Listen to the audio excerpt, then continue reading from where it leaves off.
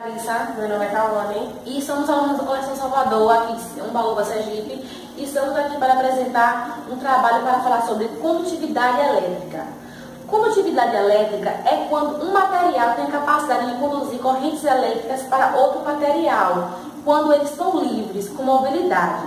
Um exemplo aqui, vamos dizer que seja um elétron. Quando eles estão juntos, eles estão colados assim um outros, ele não vai ter a capacidade de ter transmissão de corrente elétrica. Mas quando eles estão soltos, eles não estão livres, vai ter a mobilidade, então a corrente elétrica vai circular entre eles. Basicamente, há três tipos de ligações que possibilitam a condução de corrente elétrica. A ligação iônica, que ocorre entre metais e não metais. E a ligação covalente ocorre entre não metais e não metais e hidrogênio. E tinha ainda a ligação metálica entre metais e metais. A condutividade elétrica ela é composta por três compostos: os compostos iônicos, os compostos moleculares e os compostos metálicos. Os compostos metálicos é quando são feitos entre metais e metais. Um exemplo que a gente vai dar aqui são os fios de cobre, que são um metal com metal, e quando eles se tocam um no outro, vai ocorrer a passagem de corrente elétrica e, consequentemente, a luz irá acender. Outro exemplo são os compostos iônicos, que são feitos entre metais e não metais, e eles não conduzem corrente elétrica na forma sólida, mas conduzem corrente elétrica na forma líquida. Uns exemplos aqui que a gente tem, que é a água destilada, a água de torneira, a água com açúcar, a água com sal, o açúcar e o sal, que a gente vai fazer experimentos aqui e mostrar porque eles acendem a luz e porque eles não acendem a luz. Vamos fazer primeiro com a água destilada. A água destilada, ela é um composto molecular, que é o hidrogênio e uma molécula de hidrogênio e duas moléculas de oxigênio. Quando a gente coloca o fio de cobre nele, na água destilada, consequentemente não irá ocorrer passagem elétrica, então a luz ela não irá acender. Outro exemplo é a água de torneira, que é um composto molecular aquoso, ou seja, é o H2O com minerais dentro. Quando colocamos o fio de cobre, não irá acender a luz, pois não irá ocorrer a passagem de corrente elétrica.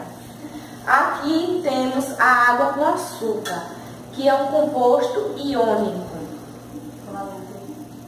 ou um composto covalente. Vamos misturar aqui a água com açúcar e vamos colocar as pontas nele. Quando colocamos as pontas neles, e vamos ver que não vai ocorrer passagem de corrente elétrica, então a luz não irá acender. Outro exemplo é a água com sal. A água com sal, pessoal, é um composto aquoso, só que ele sofre o processo de ionização, ou seja, ele tem a facilidade de conter correntes elétricas, de fazer com que entre as pontas do cobre haja passagem de corrente elétrica. Como podemos ver, a luz acendeu. Quando tiramos, ela apaga. Quando colocamos, ela acende. Isso se deve ao fato da água com sal ser um composto iônico na forma líquida, que, como Larissa disse, conduz corrente elétrica. Outro exemplo aqui é o açúcar e o sal, são compostos iônicos também, só que na forma sólida.